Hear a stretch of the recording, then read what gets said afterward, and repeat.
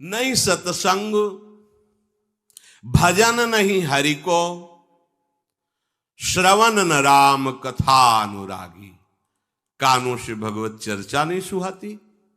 बस वो बात बताओ जिससे हमारी कामना की पूर्ति हो जाए।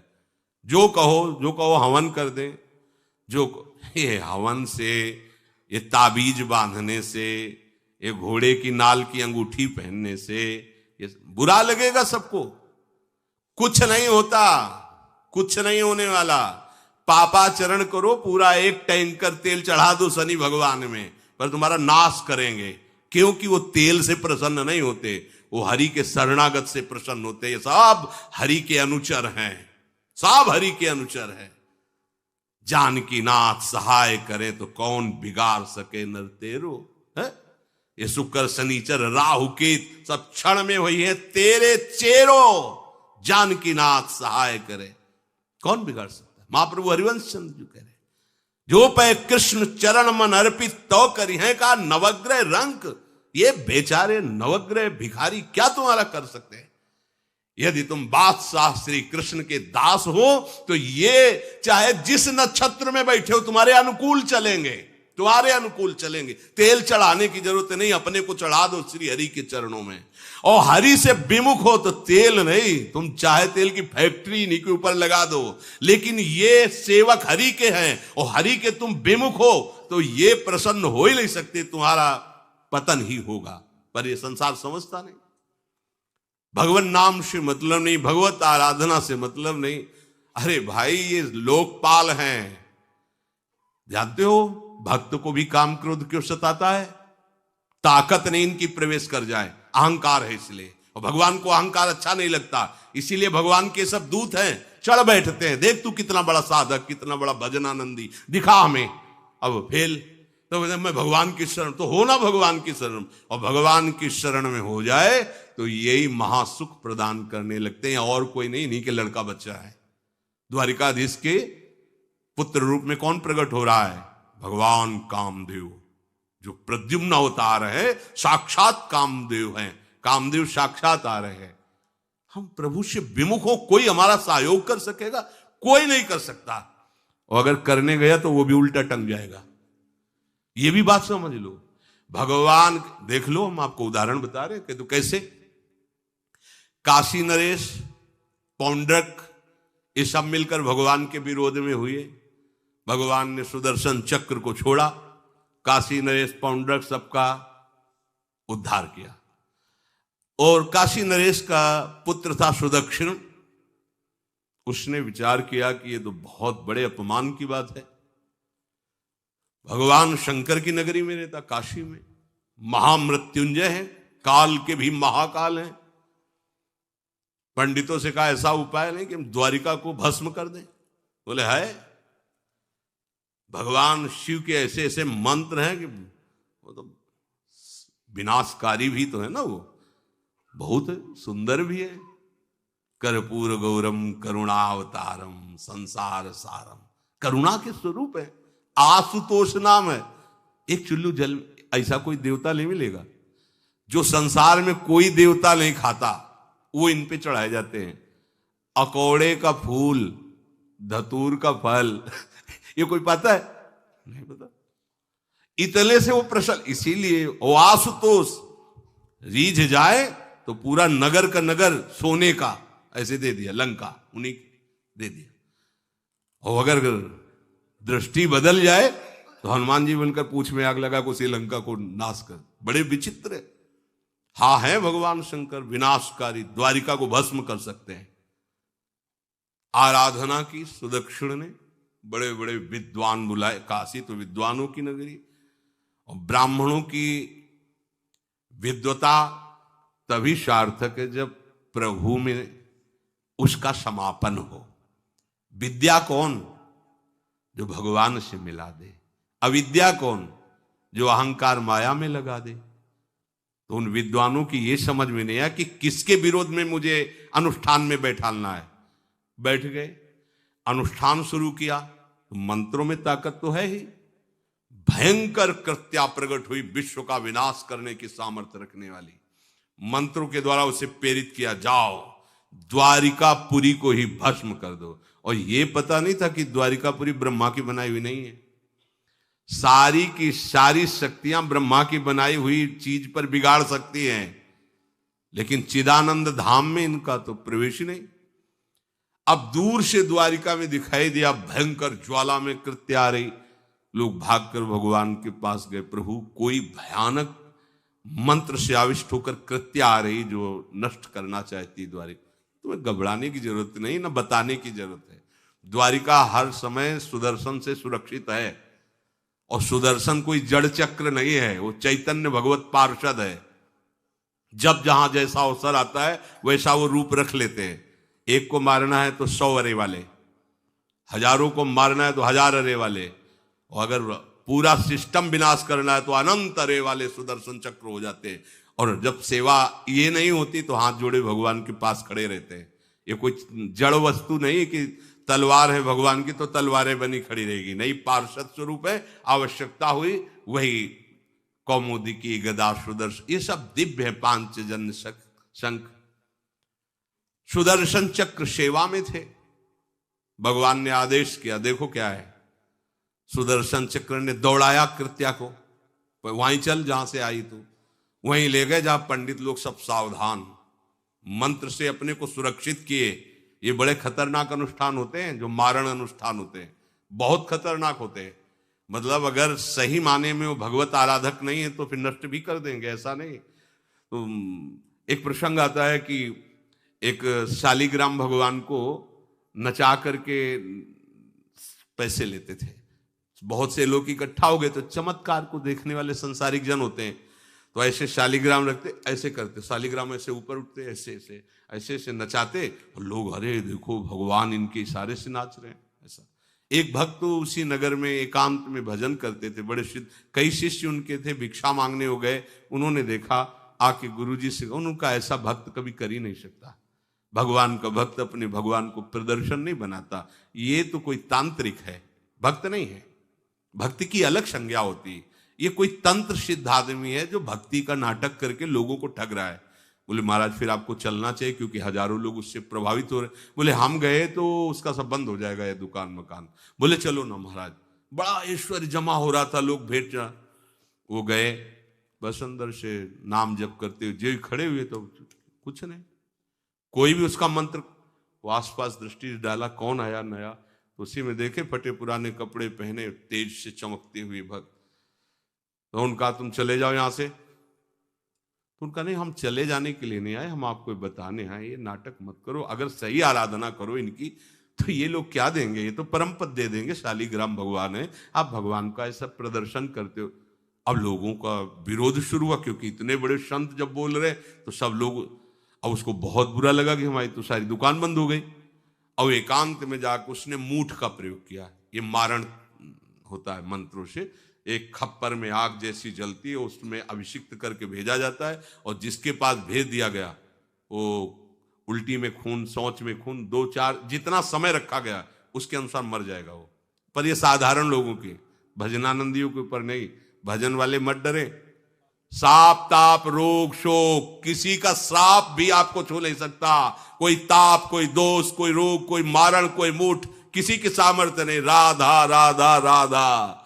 जिनके चरणों में सुदर्शन चक्र बसता है वो है किशोरी जी, जो लाल जो हाथ में रखते हैं ना, श्री जी के चरण चिन्हों में सुदर्शन चक्र है। वो मूठ गई महात्मा की कुटिया के सामने, और बस जैसे मक्खियां भिनभिनाती ऐसी आवाज आई, बस वैसे नाच रही थी बाहर। तो वो डेहरी के पास आए और उनका, हमारे दृष्टि में भगवान की सिवा कोई नहीं, आप में भी भगवत शक्ति है, क्या आप ये नहीं समझते हैं कि निरपराध के लिए मारण किया गया है? हमारे में सामर्थ्य है, हम आपको अभी नष्ट कर सकते हैं। अरे भगवान के नाम में आप जाओ और उनको दंड दो। कोई मंत्र नहीं पड़े थे, मूठ वापस हुई और मुंह से खून, शौच से, उन्हीं के त्राहिमाम मच गया। फिर उनको लगा कि मुझे जाना चाहिए उसकी रक्षा के लिए, गए, भगवान नाम स्पर्श करते हुए ऐसे माथे पे हाथ, सब शांत हो गया। बोले अब अवसर हम दे रहे हैं, अब नाम जप कर लो, नाटक बंद करो। उस चरणों में गिरा, उसी दिन शिष्य बन गया। तो सुदर्शन चक्र ने कृत्या को नष्ट नहीं किया वहां द्वारिका में, दौड़ाया। जब काशी पहुंची, काशी भगवान विश्वनाथ जी के त्रिशूल में बसी हुई है और शिव की दृष्टि से सुरक्षित है। जो वहां श्रद्धा पूर्वक वास करे उसका मोक्ष अनिवार्य है, तारक मंत्र देकर शिव करते हैं। पर उस कृत्या को सुदर्शन ने नष्ट किया और जितने ब्राह्मण थे सबका राधे राधे, और पूरी काशी में आग लगा दी। विश्वनाथ जी मुस्कुराए, नाराज थोड़ी, क्योंकि विश्वनाथ जी ने कह दिया था यदि ब्राह्मण विरोधी कोई है तो हमारा ये मारण काम कर जाएगा। और उनको ये समझ में नहीं आया कि नमो ब्रह्मणे देवाय भगवान का नाम है, वो जानते थे। तो कोई भी भगवत विरोध भाव लेकर के किसी भी देवता की आराधना करके कुछ नहीं होने वाला। किसी भी देवता, एक तांत्रिक बहुत वो संतों को परेशान करता था, धर्म सम्राट स्वामी श्री करपात्री जी महाराज, ये बहुत पुरानी बात नहीं है। उन्होंने संतों ने आगे बताया कि बहुत अपमान कर देता है। उन्होंने कहा ठीक है, गए, हाँ भाई शुरू हो जाओ तुम, जितना तुम्हारे पास तंत्र है हम एक भी मंत्र नहीं बोलेंगे, दंड लिए हुए हम एक भी मंत्र नहीं बोले, हम केवल खड़े हैं, तुम प्रयोग करो। वो जो उसके तंत्र के प्रयोग, नारायण नारायण नारायण नारायण, कुछ नहीं बोले। अब हम प्रयोग करें तो उठा, साष्टांग दंडोत हुआ, बोले आप धर्म सम्राट करपात्री जी हैं क्या? क्योंकि इतनी सामर्थ्य केवल उन्हीं में है जो मुझे रोक सके। दूसरे बोले बंद कर दो, दोबारा शिकायत नहीं आनी चाहिए हमारे पास। तंत्रों में बड़ी सामर्थ्य होती है, लेकिन भगवान में अनंत सामर्थ्य होती है, अनंत सामर्थ्य होती है। इसलिए हमें कभी भी प्रभु से विमुख होकर कोई भी देवता बचा लेगा ऐसा सोचना भी नहीं कि हम किसी की आराधना करके, ऐसा नहीं, वही आपको नष्ट कर देगा। भरत जी को, जड़ भरत जी को पकड़ ले गए जो चोर लोग थे, दस्यु लोग। उन्होंने देवी जी को कहा, बड़ा भ्रम है यार, वो जगत माता है, अम्मा है सारे जगत की, और बकरे की बलि दे लेते। उनका बच्चा बकरा नहीं हुआ क्या? जब जगन माता है, जगदम्बा है, जगद अम्बा है वो, तो क्या ये छोटे छोटे जीवों को जो बलि देते हैं, क्या उनको ये पता नहीं कि ये उनकी अम्मा है? उनके सामने काट रहे हो, मां तो मुझसे प्रसन्न होगी। काट लो, अभी अवसर आएगा तब तुम्हें पता चलेगा।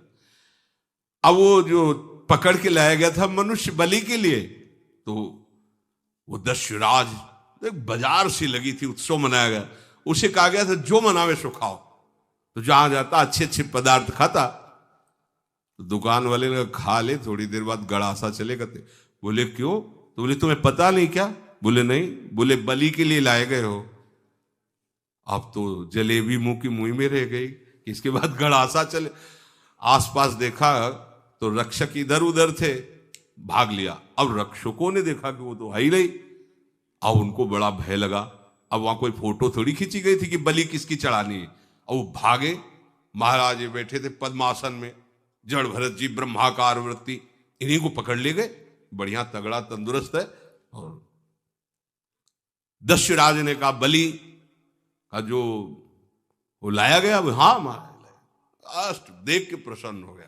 तेजो में हष्ट पुष्ट ब्रह्माकार वृत्ति इनकी। बोले स्नान करवाओ। सालों से स्नान नहीं हुआ तो को उपटन लगा के स्नान कराया। खीर पुआ रबड़ी रसगुल्ला सामने भोग लगाओ, दबा के खूब खीर पूरी रबड़ी पाई। अब वो तो भगवान के प्रेमी भक्त हैं, ब्रह्माकार स्वरूप है, अपने स्वरूप में स्थित है। इसके बाद तिलक लगाया। बोले गर्दन झुका। भरत जी अंदर से कह रहे खीर खाया ना, अब गर्दन भी झुका, गर्दन भी कटेगी। भक्त की गर्दन यदि श्रद्धा से झुके तो ठीक, अगर जबरदस्ती से झुका दिया तो तुम झुकाने लायक नहीं रह जाओगे, भी ध्यान रखना। क्योंकि ये गर्दन अब गर्दन नहीं, ये किसी और की शान बन चुकी है। भक्त की गर्दन किसी की शान है और वो उनकी शान है जो सबकी जान है। देवी जी की मूर्ति में आग लग गई, दाह शक्ति पैदा हो गई। जे ही जड़ भरत जी का शरीर ऐसे किया, फाड़ करके मूर्ति भद्रकाली प्रकट हो गई। और जो गड़ासा काटने उसी को उठाया, काट काट के उन्हें दस्युराज से लेकर समस्त सांप को काट करके खून की होली खेल दी। भरत जी ने देखा जब कोई काटने वाला नहीं है तो बोले ठीक है अब चलो पचाने के लिए टहलते हैं, थोड़ा खीर पुआ खाया, चल दिए, कोई रोक। देवी जी से एक बार भी लिखा कि मां बड़ी कृपा है। जो भगवान का भक्त है वो दूसरे की कृपा भी नहीं मना सकता। नहीं, एक बार भी मुड़कर ऐसा प्रसंग नहीं आया कि देवी जी के देख बड़ी रक्षा कर, कुछ नहीं। प्राण जाने पर कोई भय नहीं, रक्षा होने पर किसी की स्तुति नहीं, अपने मंगल विधान। हरि आश्रय, सत्संग हरि आश्रय देता है, बहुत बड़ा बल हरि है, मान लो। एक दिन आपसे कह रहे थे कि जब आपने देखा नहीं उनको, उनसे बात नहीं हुई और आप उनके जनों से बात सुनकर उनकी तरफ चल पड़े, इस बात से हरि आपके ऋणी हो जाते हैं। भगवान इसी बात से ऋणी हो जाते हैं। बस ये बात आप हृदय में बैठा लीजिए। जैसे लोग प्रश्न करते हैं ना कि हमने भगवान को देखा नहीं, भगवान क्यों, हम कैसे, किसी की बात तो मान लो ना। आप मान लो, वो तो आपके अंदर भी बैठे हुए हैं, वो आपको इतना प्यार देने लगेंगे। जहां कोई सहायक नहीं होगा वहां हरि आपको दिखाई देंगे, देख लेना। बिगड़ी ऐसे क्षण में बन जाती है, ऐसा लगता है गला कटा तो वो तलवार गले तक आएगी, हार बनकर सुगंधित फूल बन जाएगी, पर गले तक आने आने तक तुम्हारी निष्ठा देखी जाएगी। नहीं नहीं, बस मेरे हरि का यही विधान, वो आते आते हार बन जाएगी, वो तलवार तुम्हारा गला नहीं काट पाएगी, क्योंकि गले में हरि नाम चल रहा है। मान लो हमारी महालक्ष्मी चरण चापती रहती, क्या चाहिए तुम्हें, क्या चाहिए। आप सच्ची मानिए, क्या मतलब कितनी मलिनता छा गई है। हम इसको मार देंगे तो 2 लाख रुपए मिल जाएंगे, ये कर देंगे तो, अरे भैया अगर तू हरि नाम जपेगा तो इसकी कीमत नहीं है, कीमत नहीं, अमूल्य वस्तु है। इसके ब्याज में तू कुबेर बन सकता है, मूल तो कभी खत्म होता ही नहीं है, ब्याज में तू ब्रह्मा बन सकता है।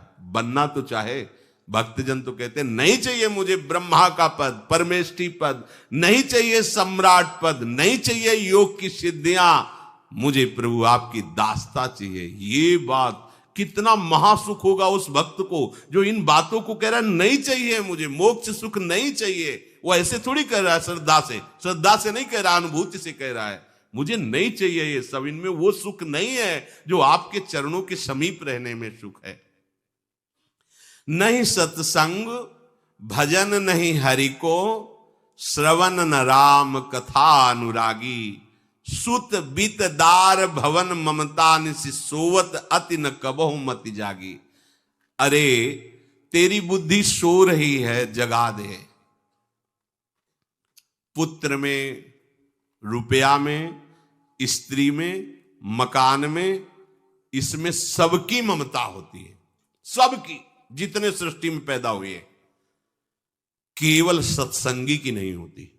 जो असली सत्संगी है उसकी ममता प्रभु के चरणों में होती है, क्योंकि वो जानता है सब रूपों में प्रभु ही है, ये सब पसारा प्रभु का ही है, इसलिए ममता उसकी प्रभु के चरण। एक अहमता ममता ये जग में है दुख जाई, ये जब श्री जी की ओर लगे तो होत परम। जाग जा, बिना जागे दुख दूर नहीं हो सकता।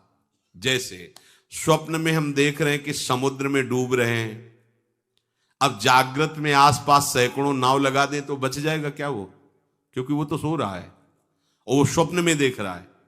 अब हम नाना प्रकार के तैराकों को बाहर तैनात रखें तो उसको कोई सुख मिलेगा क्या, क्योंकि स्वप्न में। उसको अगर सुखी करना है तो एक ही उपाय, जगा दे। जगा दो तो ना समुद्र रह गया ना डूबना रह गया।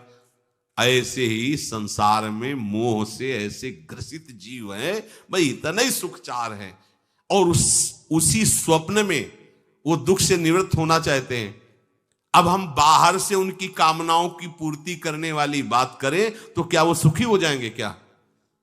इसीलिए कोई साधु जो भगवत मार्ग का पथिक है वो कभी सपोर्ट नहीं करेगा जाओ ऐसा, वो जाओ ऐसा ही है जैसे उस स्वप्न में समुद्र में डूब रहा है, बाहर से हम जल जहाज नाव तैराक सब लगा रहे हैं, लेकिन वो नहीं सुखी होगा, क्योंकि उसके सुख का कारण तब बनेगा जब स्वप्न हटे। स्वप्न तब हटेगा जब वो जागे। जो सपने सिर काटे कोई, बिन जागे दुख दूर न होई, तो उसको जगा दो। साधुजन क्या करते हैं? जगा देते हैं उसको।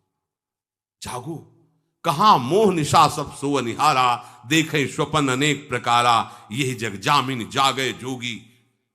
योग भगवान से जो तुमने वियोग कर रखा है, तुम जगो। जे ही जगोगे तो जे ही जाने जग जाए हेराई, जागे जथा स्वपन भ्रम जाई। कोई नहीं यहां। एक कल श्लोक, मत्तः परतरम नान्यत किंचित अस्ति धनंजय, मेरे सिवा कोई नहीं। ये कब पता चलेगा? जागने पर।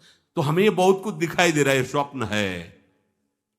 उमा कहूं मैं अनुभव अपना, सत हरि भजन जगत सब सपना। तो बोले तुलसीदास हरि नाम सुधा तजी, सठ हठ पियत विषय विष मांगी। अगर कहीं संतों के पास भी गए तो क्या मांग रहे हैं? हठ करके विषय विष मांग रहे हैं। वो आत्मदेव नाम के एक ब्राह्मण थे, सब कुछ समृद्धि थी, संतान थी नहीं, बड़े दुखी गृहस्थी में। हमारा कुल चलाने वाला होना चाहिए, बड़ा भ्रम बैठा हुआ है। हमारा कुल चलाने वाला नहीं तो सब बेकार, जीवन ही बेकार हो गया। बिना गुरु के यदि शास्त्र पढ़ोगे ना तो भ्रमित हो जाओगे। स्पष्ट लिखा, पुत नाम के नरक की उसको प्राप्ति होती जिसके संतान नहीं होती। अब तो गृहस्थ में बेचारा पड़े परेशान। उन्होंने सोचा इससे अच्छा है आत्महत्या कर लें। बहुत संतों के पास जाकर के यज्ञ करके सब अपनी कामनाओं की पूर्ति चाहते, दान पुण्य दे करके। उसने भी जितना उपाय हुआ किया, नहीं हुई संतान। मरने के लिए जंगल में उधर से एक सन्यासी जी आ रहे थे, देखा साधु तो ब्राह्मण तो थे, उठे प्रणाम किया। देखा उनको उदास क्यों हो? उनका महाराज उदास ही नहीं, मैं तो आत्महत्या करने आया हूं यहां जंगल में। अरे ये तो महापाप है, आत्महत्या तो बड़ी दुर्गति का कारण है। बोले महाराज अगर आप बचाना चाहते हो तो आप कृपा करो। क्या क्या चाहते हो? बोले हमारे पास सब कुछ है, बेटा नहीं दोगे तो हमारा जीवन बेकार।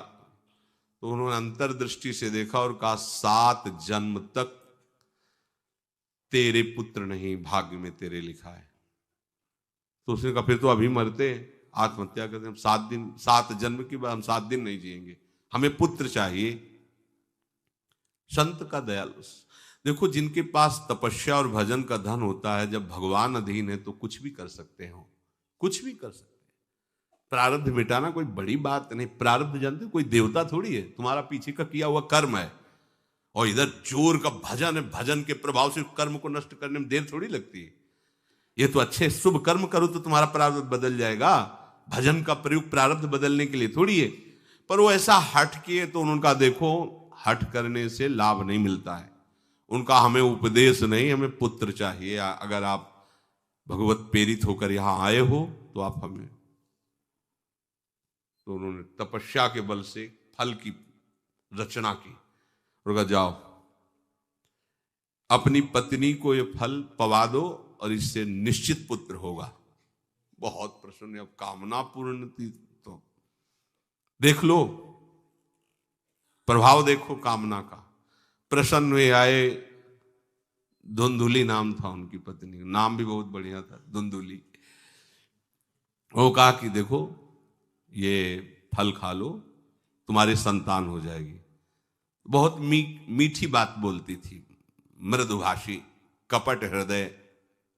अलग अलग क्षेत्र होता है, हृदय कपट और मुख में मीठी बात। बहुत संभल के व्यवहार करना चाहिए ऐसे लोगों से। मधुरिया बानी मीठी, क्या मृदु भाषा।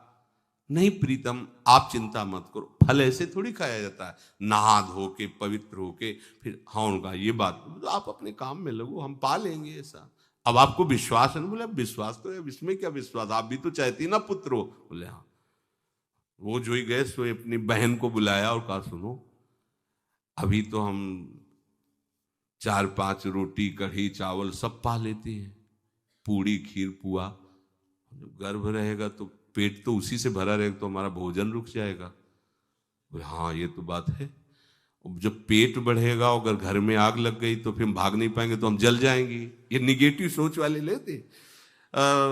और पंडित जी तो इसी बात में लगे हैं कि गर्भ रह जाए तो क्या करें, तुम्हारा हम खाएंगे तो है नहीं पक्की बात, पर करें तो क्या करें। पंडित जी को कैसे समझो, उनका देखो एक बात है, हमारे गर्भ है, हमारे कई लड़के हो चुके हो, गरीबी है ही है हमारे यहाँ, तुम कुछ पैसा दे देना और ये नाटक करना कि मैं गर्भवती हूं, बच्चा समय होने पर हम पहुंचा देंगे, हम घोषित कर देंगे हमारा बच्चा मर गया। तो पंडित जी को तुम नाटक में बताते रहना कि गर्भ है, बच्चा हो जाए, पंडित जी कह देना बच्चा हो गया है, तो बोले दूध पिलाने की समस्या आएगी, तो बोले ये तुम कह देना कि पहला पहला बच्चा है, हमारे वक्षा स्थल में दूध नहीं, हमारी बहन का था तो मर गया बच्चा, तो उनको बुला लेती तो बात बन जाएगी, बढ़िया बात हो गई। परीक्षा के लिए फल गाय को खवा दो, गाय को खवाया, ठीक समय पर गोकर्ण जी प्रकट हुए, दिव्य तेजोमय बालक, कान केवल वो गाय के, बड़े ही विद्वान और भगवत भक्त संत के द्वारा कहा था 7 जन्म तुम्हारे भाग्य में, बच्चा नहीं तो नहीं है, देखा गाय के हो गोकर्ण जी प्रकट हुए।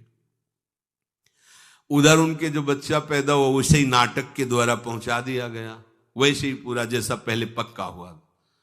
अब उसने कहा कि हमारे तो स्तनों में दूध नहीं, हम अपनी बहन को बुला लें, उनका बच्चा मर गया। हाँ हाँ हमारा बच्चा स्वस्थ होना, आप बुला लो, उसको हम धन भी देंगे, वो हमारे बच्चे की सेवा कर। अपने नाम से जोड़ करके उसका नाम रखा धुंधकारी, धुंधुली और धुंधकारी, अज्ञान का साक्षात स्वरूप। और जैसे ही वो अवस्था बढ़ती गई तो उसके पापाचरण बढ़ना शुरू हुई। बच्चों के साथ खेलता, खेलते हुए बच्चों को उठा लेता और कुएं में डाल देता, मतलब घोर अत्याचार। गोकर्ण जी हर समय भजन साधन शास्त्र स्वाध्याय, जब और बड़ा हुआ तो माता जी को अपने डंडों से रोज पूजन करता, पिताजी को गाली लात थप्पड़, पिताजी तो रो पड़े। गोकर्ण जी से कहा कि बेटा हमारी गाय से प्रकट हुए पर भरोसा आप ही का है, बचा सकते हो, तो बोले पिताजी जाओ यहां से, भाग जाओ यहां से, एकांत जंगल में जाकर भगवान श्री हरि का भजन करो। उन्होंने 2 श्लोकों में प्रदेश किया। दूसरा श्लोक ये, धर्मम भजस्व सततम त्यज लोक धर्मान, सेवन सदा साधु पुरुषं जहि काम तृष्णाम, अन्यस्य गुण दोष चिंतन मास मुक्त्वा, सेवा कथा रसम हो नितराम पिबत्वम। हे पिताजी अब तुम लोक धर्म का त्याग करके भागवत धर्म को स्वीकार करो, एकांत में जाकर साधु महापुरुषों के संग से उनके उपदिष्ट उपदेश के अनुसार आचरण करो, प्रभु की लीला कथा सुनो, ना कोई कामना ना कोई तृष्णा, किसी के गुण दोष का वर्णन मत करना और सदैव भगवत सेवा भावना में रहना, इसी जन्म में तुम्हें भगवत प्राप्त। वो तो उधर गए, इतनी पिटाई की उसने मां की, मां कुएं में गिरकर आत्महत्या कर ली। फिर तो मनमानी आचरण, कुछ वैश्याओं को रखा और चोरी करके लाया। वैश्याओं ने सोचा किसी दिन पकड़ा जाएगा ये और हम, तो उसके हाथ पैर बांध दिए, चारपाई में ला के मुख में अंगार ढाल, वो मरा भयानक प्रेत। कामना ने क्या किया, सर्वनाश। किसी को हरि विमुख होकर कभी सुख मिल सकता है?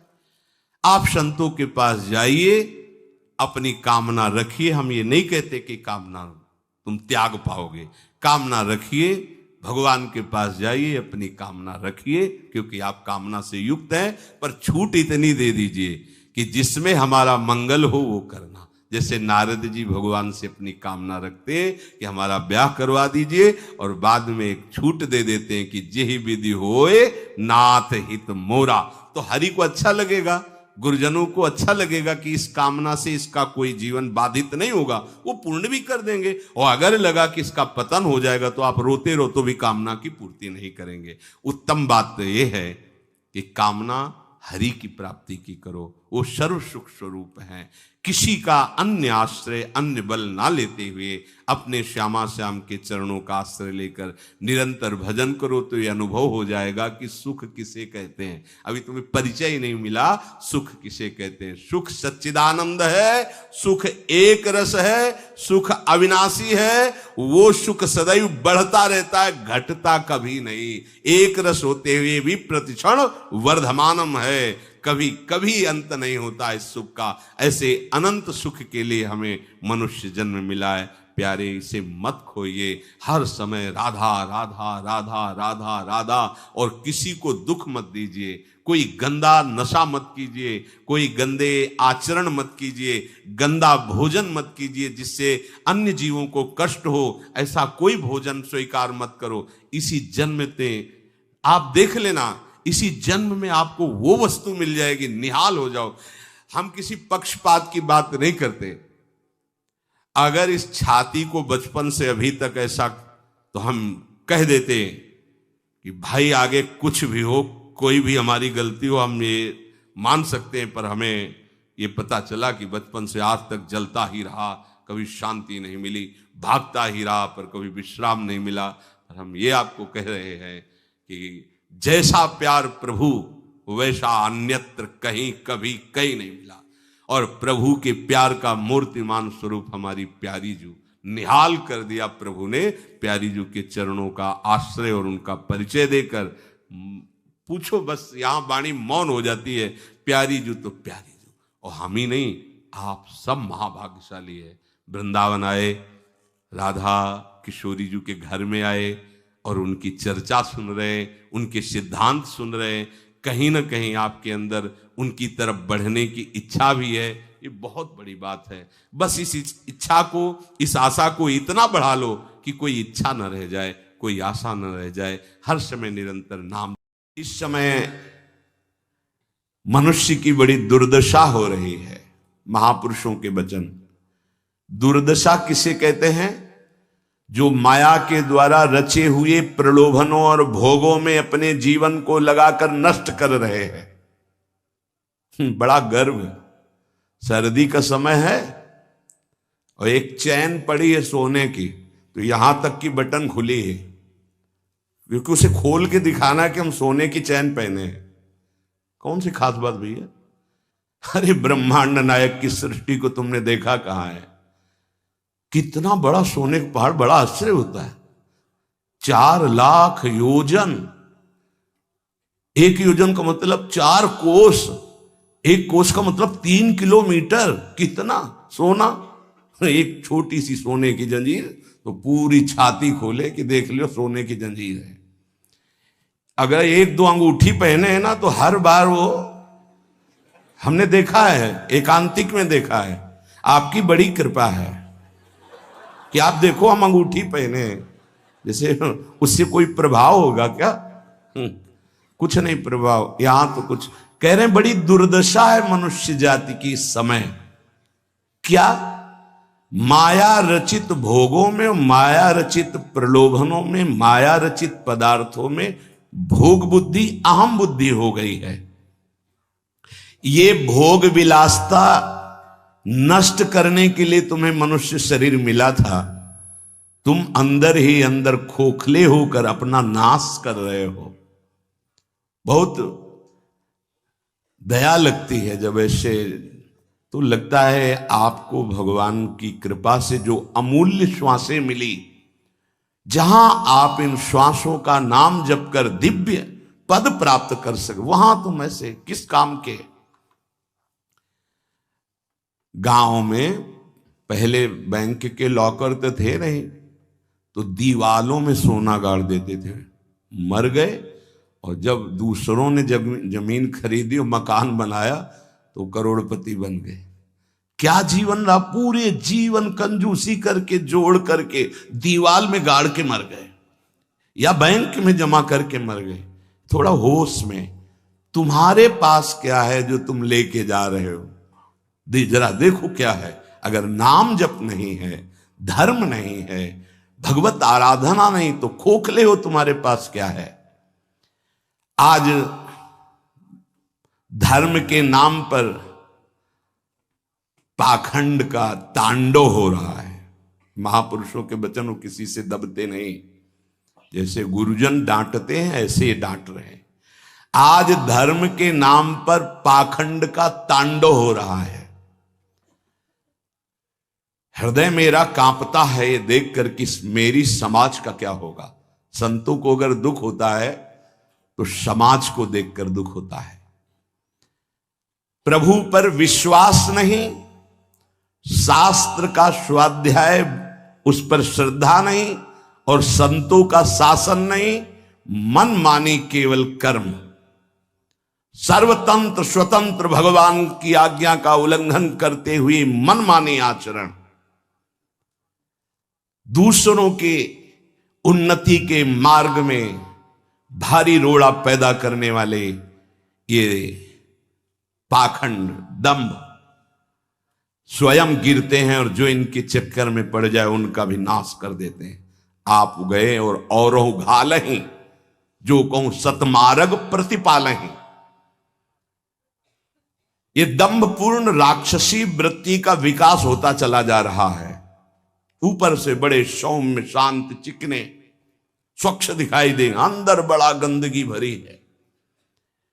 विषयाशक्ति और विषय भोगों की कामना, मान प्रतिष्ठा धन इसकी चाह, बातें ज्ञान की, क्रियाएं अज्ञान की, बातें परम पद की, आचरण नरक जाने की। बड़ा दुख हो रहा है, ऐसा महापुरुष जन कह रहे। बाहरी सभ्यता बहुत जोर की, आंतरिक सभ्यता का नाश हो चुका है। बाहरी सुंदरता बड़ी जोर की, रंग लेके गालों में लगाते हैं दर्शन। अब जब इस समय आते तो दर्शन करते, रात्रि में गाल में रंग लगाने की जरूरत क्या है? संत दर्शन के लिए आए हो तो तुम्हें यहां गाल में, तुम्हारे लाल गाल कौन देखेगा? अरे यहां लाडली लाल के गाल देखने वाले भाई, ये जो नगर है वृंदावन प्रेम नगरी है, यहां लाडली लाल के कपोल देखने वाले हैं। जहां से गौर कांति प्रकट हो रही, श्याम कांति प्रकट हो रही है, जो बड़े बड़े ब्रह्मबोध संपन्न महापुरुषों के चित्त का अपहरण करके बलात् अपने अधीन कर लिया। कृष्णात् परम किमपि तत्त्वम हम न जाने। आप संयम से भगवत आराधना कीजिए, आपकी दृष्टि सुंदर होगी। चेहरा तो मांस खाने वालों का भी चमकता है, चेहरे की चमक साधना नहीं होती। साधना की चमक दृष्टि होती। तुम्हारी दृष्टि कैसी है? तुम्हारे नेत्र बताते हैं कि तुम्हारी स्थिति कहां है। साधु चमड़ा देख के नहीं पहचानता है, साधु दृष्टि देख के पहचानता है। आज हमारी सुंदरता बढ़ रही, लेकिन हृदय असुंदर हो रहा है। दंभ, व्यभिचार, मिथ्याभिमान, हिंसा, दुर्गुण, दुराचार, इनकी उन्नति होती जा रही है। आध्यात्मिक गुरुजनों के वचन, शास्त्र वचन, इनकी हत्या हो रही है। न गुरुजनों के वचन न शास्त्र के वचन, इनका नाश किया जा रहा है, माना नहीं जा रहा। धन्य भाग है जो मान रहे हैं। सर्वव्यापी, सर्वप्रिय, सर्वमय, सर्वानंदमय प्रभु ने तुम्हें मानव देह भारत भूमि में खास करके इसलिए दी है कि तुम अपने दुखों को मिटाकर परम सुख में स्थित हो जाओ। उसके लिए एक सीमाएं रखी गई हैं धर्म की। भोगों को सीमा में बांध दिया गया है। अगर उन सीमा के अंतर्गत धर्मयुक्त भोगों का भोग भोगते हुए, नाम जप करते हुए अपने जीवन को व्यतीत करोगे तो तुम्हारे सारे पाप नष्ट हो जाएंगे। तुम्हें अन्य अलग कुछ नहीं अनुष्ठान करना पड़ेगा। नाम जप मात्र से तुम एक महान आनंद के भोक्ता बन जाओगे। तुम समस्त बंधनों से मुक्त हो जाओगे। ज्यादा कठिन नहीं, बस धर्मयुक्त सीमा में रहकर नाम जप करना है। पर आजकल पता ही नहीं कि धर्म किसे कहते हैं। कोई बिरला ही महापुरुष जानता है, नहीं तो धर्म के नाम पर केवल वासनाओं की पूर्ति का खेल खेला जाता है। ये महापुरुषों के वचन है, जरूर सुनने चाहिए। कड़वे हैं पर बहुत औषधि का काम करेंगे। महापुरुष ये नहीं सोचते कि सामने वाले को बुरा लगेगा। हम चाहते कि बुरा लगे और तुम अच्छे बनो, बुरा लगे तुम गंदी बातों को छोड़ो। आज धर्म के नाम पर अपनी वासनाओं की पूर्ति का ढोंग किया जाता है, दंभ किया जाता है। कुछ बिरले ऐसे महापुरुष जन हैं जो धर्म को जानते हो, धर्म पर चलते, धर्म के लिए प्राण बलिदान किया जाता है। उस प्रभु को तुम धोखा देना चाहते हो जो तुम्हारे अंदर बैठा है, जो सर्वज्ञ है, सर्वांतर्यामी है। कौन देखता है यहां? अरे क्या वो देख रहा है जो निर्णायक है, उसको किसी वकील या गवाह की जरूरत नहीं है। वो तुम्हारे अंदर बैठा देख रहा है। जहां तुम संकल्प कर रहे हो वहीं वो देख रहा है। जो गुरु से डरता है, भगवान से डरता है, वो माया से निर्भय हो जाता है। जो गुरु से नहीं डरता, माया उसे बरबस बलात् ऐसे आचरण कराती कि रात दिन डरना पड़ता है और दुर्गति प्राप्त होती है। भगवान का नाम बहुत दिव्य है। अभी तक जो गलती हुई उसका सुधार करने के लिए आपको अवसर दिया है। ये जो सत्संग मिल रहा है, कृपा पात्रों को मिल रहा है, जिनके कानों में सत्संग पहुंच रहा है और उनको विश्वास है कि इस हमारा कल्याण करने के लिए भगवान ने हमारे कानों तक ये सत्संग पहुंचाया है। अब लो नशानी अब ना नशई हूं। अब तक जो गलती हुई अब नहीं करेंगे। भगवान नाम को भूल करके, धर्म की अवहेलना करके कोई भी हो उसका सर्वनाश, पतन निश्चित है। सर्वनाश का तात्पर्य होता है ये जो तुम्हारी श्वासें मिली, तुम्हें बुद्धि मिली, दोनों खत्म हो जाएंगी। ज्यादा अपराध बन जाएगा, काल मृत्यु हो जाएगी। इस श्वासें बहुत कीमती है। देखो अभी अवसर मिला है तो तुम्हें माया समझने नहीं दे रही। जहां ये शरीर छूटा फिर तुम्हारे बस की कोई बात नहीं बनेगी।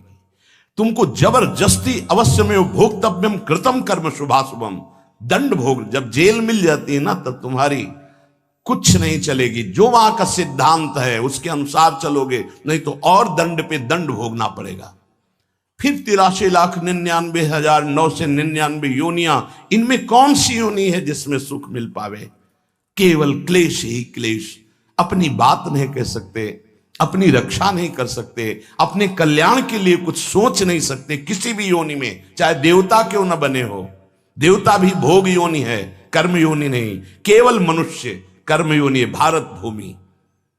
इसलिए परम साधन, परम साध्य श्री भगवान का नाम है। इस कलयुग में और कोई साधना हो पाना बहुत कठिन है।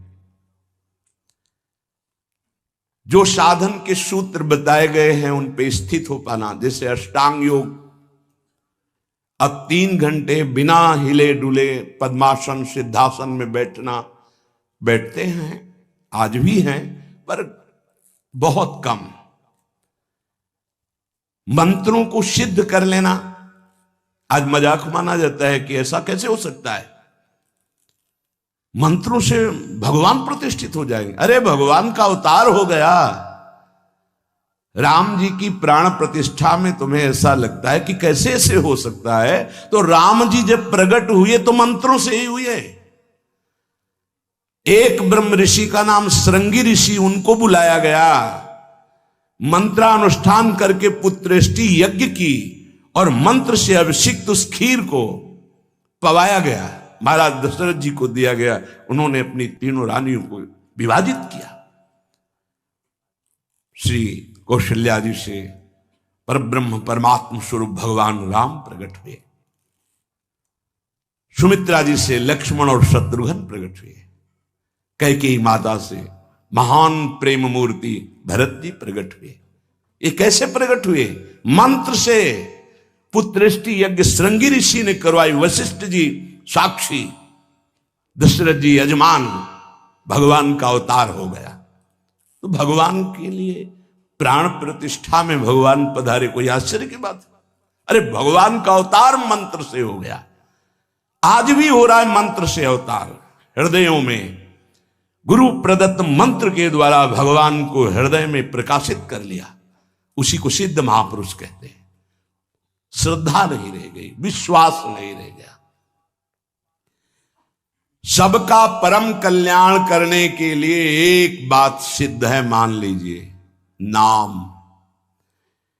ये नाम और मंत्र में भेद है। भेद होते हुए भी अभेद है। भेद ऐसा, मंत्र को पवित्र अवस्था में गुरु प्रदत्त जपा जाता है। गुरु प्रदत्त होना चाहिए, पवित्र अवस्था, और उपांश और मानसिक ही होना चाहिए, वाचिक नहीं। और मंत्र जाप से स्वरूप जागृत होता है। नाम के लिए अपवित्र या पवित्र का कोई भेद नहीं है। नाम अगर गुरु से नहीं मिला है और आप नाम जप कर रहे हो तो वो गुरु मिला देगा। नाम जप का सबका अधिकार है, जहां से सुनो जो नाम प्रिय लगे सबका परम मंगल करेगा।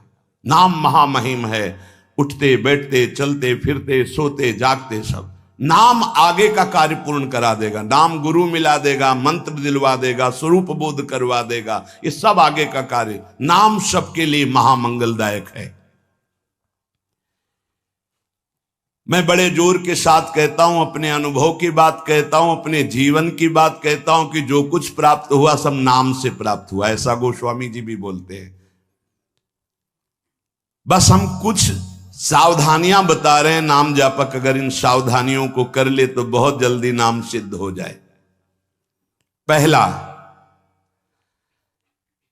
हम जिस प्रभु के नाम का जप और कीर्तन करते हैं उसके अनन्य हो जाएं।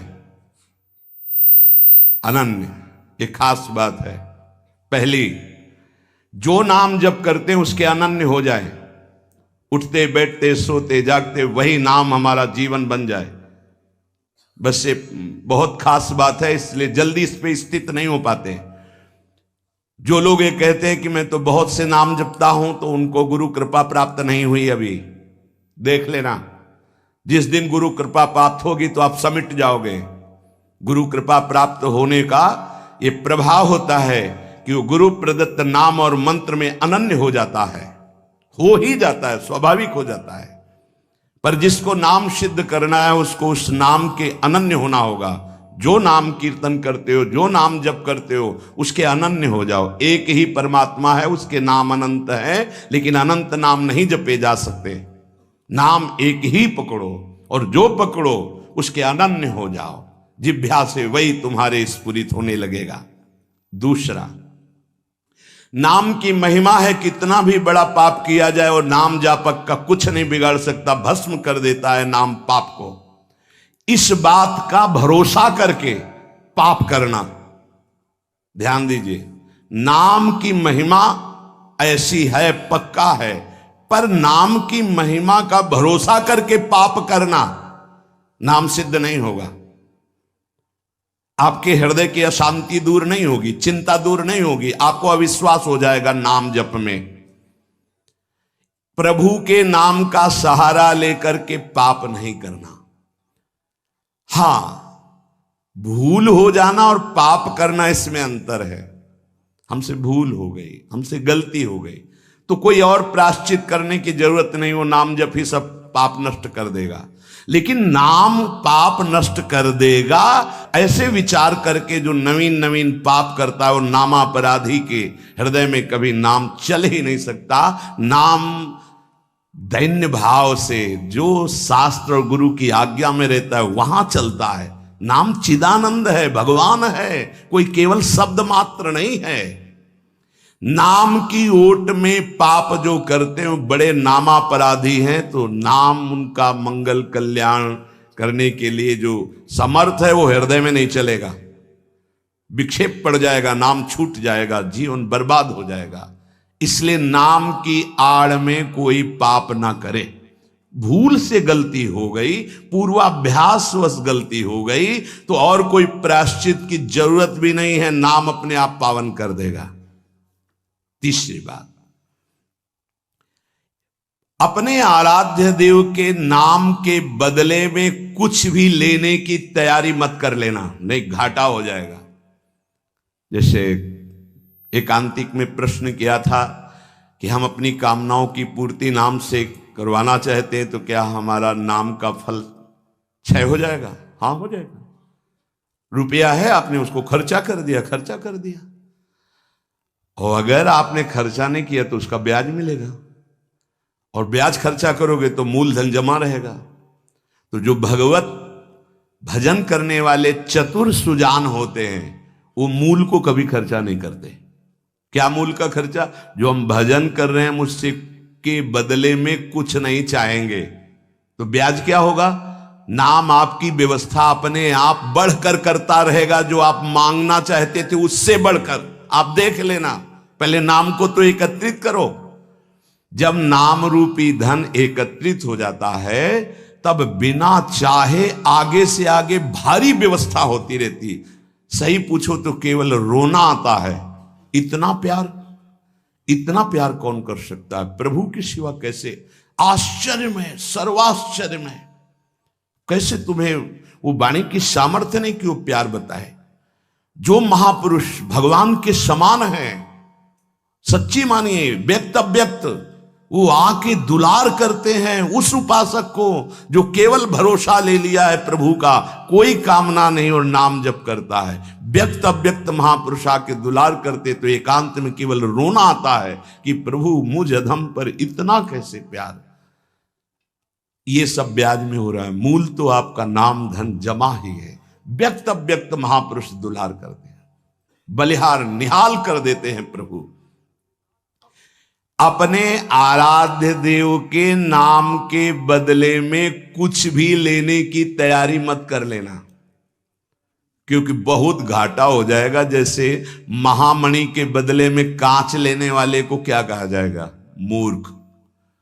ऐसे ही नाम जप के बदले में माया जनित कोई भी सौदा ले लिया तो घाटा हो जाएगा।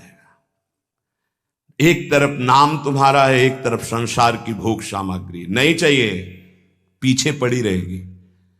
हर सुविधाएं आपके पीछे पड़ी रहेंगी। विश्वास कीजिए, एक बार परीक्षा में पास हो जाइए, आपके सामने है, आप नाम के बदले में ले लीजिए। नहीं, वो तो वस्तु मिलेगी ही जो नाम के बदले में कह रहे थे। नाम तुम्हारा सुरक्षित बचा रहेगा। अरे कुबेर भी जिनके एक सेवक हैं, लक्ष्मी भी जिनकी दासी हैं, उन प्रभु की बात कर रहे हैं। उन प्रभु को अधीन करने वाला नाम है, उसके बदले में कुछ लोगे तो घाटा हो जाएगा। ये बैठा लो तो बोले हमारा काम कैसे चलेगा? कृपा से सब अपने आप व्यवस्था हो जाएगी, आप चिंता मत करो। नाम जापक की लौकिक पारलौकिक सब व्यवस्था का ठेका स्वयं भगवान लेते हैं। योगक्षेमम वहाम्य हम। एक साधारण आदमी कह दे कि जाओ आज से निश्चिंत रहो, मैं तुम्हारी देख लूंगा सब व्यवस्था, तो तुम निश्चिंत होने लगोगे। अनंत ब्रह्मांडों का सर्वज्ञ सर्वत्र सर्वशक्तिमान कर तुम अकर तुम अन्यथा कर तुम परमात्मा बोल रहा है। अनन्यश्चिंतयन्तु मामे जना परिपासते तेषाम नित्याभियुक्ता नाम योगक्षेमम वहाम्यम। और तुम विश्वास नहीं कर रहे, तुम अपने नाम को बेचना चाहते हो। ईश्वर के नाम रूपी धन का संचय करने वाले को पाप नष्ट करने की भावना भी नहीं सोचनी, अपने आप नष्ट हो जाएगा। आग जला दी तो अंधकार और शीतलता दोनों अपने आप प्रभाव से नष्ट हो जाएंगे। तुम्हें मांगने की जरूरत नहीं कि हे अग्नि देवता आप अंधकार को नष्ट कर दें, शीतलता को नष्ट कर दें। ऐसे ही नाम जापक की दरिद्रता, अज्ञान, अंधकार, ये सब नष्ट हो जाता है। विश्वास कीजिए, परम धन जिसके पास नाम है वो भगवान को खरीद लेता है, औरों की तो बात ही क्या। सुमिर पवन सुत पावन नामू, अपने बस करी राखे रामू। भगवान को अधीन कर मान जाओ हमारी प्रार्थना। पाप नष्ट करने का भी विचार मत सोचिए, वो अपने आप नष्ट हो जाएगा। चौथा, अपने आराध्य देव के नाम से बढ़कर और कोई साधन मान लेना, तभी नाम छूट जाएगा। हमारे सेवक जी महाराज ने वृंदावन बाद में आए, पहले वृंदावन प्रकाशित कर लिया गढ़ा जबलपुर में। वो लिख रहे हैं, श्री हरिवंश नाम हमारा जीवन सर्व सुखधाम परम मंगल सर्वस्व प्रदान करने वाला है। श्री हरिवंश नाम नित कहो, नाम प्रताप नाम फल लहो, नाम हमारी गति सदा। हरिवंश नाम बिसरे न छिन, श्री हरिवंश सहाय भल। हरिवंश हरिवंश हरिवंश। तो आचार्य आ गए, निज मंत्र दे दिया, वृंदावन प्रकाशित हो गया, नित्य विहार लीला में प्रवेश हो गया, सब नाम से हो गया। तब आए वृंदावन। अपने परम प्रीतम के नाम के आगे फिर कोई साधन नहीं। अगर किसी अन्य साधन में महत्व बुद्धि हो गई तो नाम छूट जाएगा।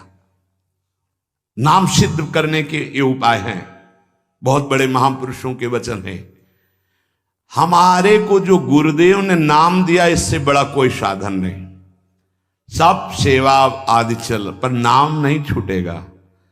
अगर हम किसी अन्य साधन पर मात्र बुद्धि कर लेंगे तो नाम छूट जाएगा। पांचवा, नाम जापक को दिखावा बिल्कुल नहीं करना चाहिए। नाम में एक रोग लग जाता है दंभ का, बनावटी पना। जहां दंभाया तो नाम अंतर ध्यान हो जाता है, दाम्भिक की प्रापंचिक गति हो जाती है, प्रपंच में फंस जाता है। इसकी कई बार संकेत में चर्चा हुई है। ये दंभ बहुत हानिकारक है। प्रभु का नाम प्रभु के प्रेम के लिए, केवल प्रभु को रिझाने के लिए है। अगर कहीं बनावटीपना, दिखावटीपना आ गया, दूसरों को प्रभावित करने की बात आ गई तो दंभ आ जाएगा। यह दंभ बहुत बड़ा आपका परमार्थ नाशक रोग है।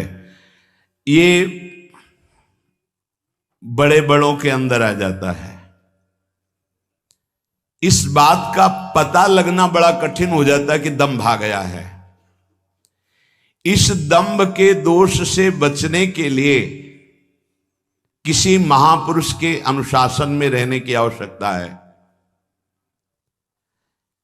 इस दंभ को हम विनोद भाषा में कह सकते हैं बगुला भक्ति, दिखावटीपना। बगुला एक टांग पे खड़ा है, ऐसा लग रहा है जल में समाधिस्थ हो रहा है, लेकिन उसकी दृष्टि मछली पे है, वो समाधिस्थ नहीं है। और जहां मछली आई खट्ट से कहा, फिर वैसे ही बैठ गया। जिसकी दृष्टि विषय भोग पर होती है, विषयों पर होती है, मान प्रतिष्ठा पे होती है, वो दंभ भक्ति में लग गया। अब वो नष्ट कर देगा। दंभ दोष से बचना बहुत आवश्यकता की बात है। जिसको अंदर से नाटक करने का स्वभाव बन गया है, मान बड़ाई प्राप्त करने के लिए, अपने को सिद्ध बताने के लिए, वो दंभी हो जाता है। दंभी किसी और को धोखा नहीं दे रहा है, वो अपने आप को धोखा दे रहा है। वो बहुत ही मूर्खता पूर्वक अपने धन को खो रहा है। सर्वदर्शी भगवान को भला धोखा कौन दे सकता है? हम कह सकते हैं कि वो धूर्त जो दंभ और पाखंड कर रहा है, वो अपनी वासनाओं की पूर्ति के लिए सिद्ध बनना चाहता है, वो बहुत बुरी तरह भ्रष्ट हो जाता है। देखो, ये बातें महापुरुष जन, गुरुजन बोल रहे हैं, बहुत सावधानी से हृदय में धारण करना है। जो दंभी होता है वो पाप करने से संकोच नहीं करता, उसका पाप चिरमित्र बन जाता है। चिरंजीवी मित्र मतलब जब तक जिएगा पाप करेगा। बहुत ये चूक हो जाती है। दंभ नहीं होना चाहिए। गलती हो जाए हम हृदय से स्वीकार करते हैं, आगे बढ़ जाओगे। अब हम तो भजन करते हैं, भजन के बल से सारे पाप नष्ट कर देंगे, या किसी भी तरह का कोई नाटक प्रदर्शन करना, बहुत जोर का दंभ बढ़ जाता है। ऐसे नाटक होने लगते हैं कि लगता है भगवान इनको औषधि की जरूरत है। पक्का दिमाग खिसक गया है, इनको औषधि की जरूरत है। ऐसा शास्त्र सम्मत सिद्ध नहीं होता। खूब भगवदानंद में, ब्रह्मानंद में डूबे हुए सिद्धों के दर्शन किए हैं। दंभ अपने आप को भुलावे में डाल करके नष्ट कर देता है। दंभी को पापों से घृणा नहीं होती, दंभी को दिखावे में बहुत रति हो जाती, जिससे लोग कहें। देखो, जब सच्ची भक्ति करोगे तुम्हें लोग कहेंगे भक्त, भजनानंदी, या कोई महान शब्द से संबोधन करेंगे तो तुम्हें चुभेगा, तुम्हें संकोच होगा, तुम्हें कैसा लगेगा कौन सा पाप बन गया कि मैंने ये बात अपने कान से सुन ली। सच्ची कहते हैं, हृदय जलेगा कि भगवान कौन सा अपराध बन गया है जो सम्मान रूपी विष पिलाया जा रहा है। कौन सा अपराध बन गया जो ऐसे शब्द सुनाए जा रहे हैं, जैसे कोई कि किशोरी जी की बड़ी कृपा, ऐसा ऐसा, हाँ तो अच्छा लगा। जैसे कोई ऐसा सामने सम्मान सूचक शब्द, तो एक अंदर झुलझुलाहट पैदा होती है। क्या तुम तो जानते नहीं हो? अरे जिनकी एक लवलेश कृपा मात्र से उनको देखो, तुम क्या समझते हो? कुछ नहीं है इधर, कुछ नहीं है, पर्दे में कुछ नहीं है, रंग पीछे से पड़ रहा है। अगर वो पीछे का रंग बंद हो जाए तो पर्दा एकदम शांत हो जाएगा, कोई चित्र नहीं चलेगा। ये जो चित्र की विचित्रता है पीछे से है। भगवत प्रकाश आ रहा है, गुरु प्रकाश आ रहा है, उसको देखो। उपासक उसको देखता है, इसलिए सदैव दैन्य रहता है कि सामने तुम्हें पर्दा दिखाई दे रहा है लेकिन पीछे गुरु प्रताप है, पीछे इष्ट प्रताप है। उपासक इष्ट प्रताप को देखता है। जैसे रहीमदास जी का बड़ा यश हो रहा था, वो स्वर्ण मुद्राएं बांट रहे थे, तो ऐसे बांट रहे थे। किसी ने पूछा कि प्रभु आप नेत्र नीचे करके क्यों बांट रहे हैं? तो उनका देनहार कोई और है, देत रहत दिन रैन, लोग भरम मोह पे करें, तासो नीचे नैन। देने वाला तो कोई और है, उससे कोई जय जयकार कर नहीं रहा। मेरे नेत्र इसलिए नीचे हैं कि देने वाले को देख नहीं पा रहे हो, लोग भरम मोह पे करें कि रहीमदास जी बांट रहे, इसलिए मेरे शर्म के कारण नेत्र नीचे। देनहार तो कोई और है जो रात दिन दे रहा।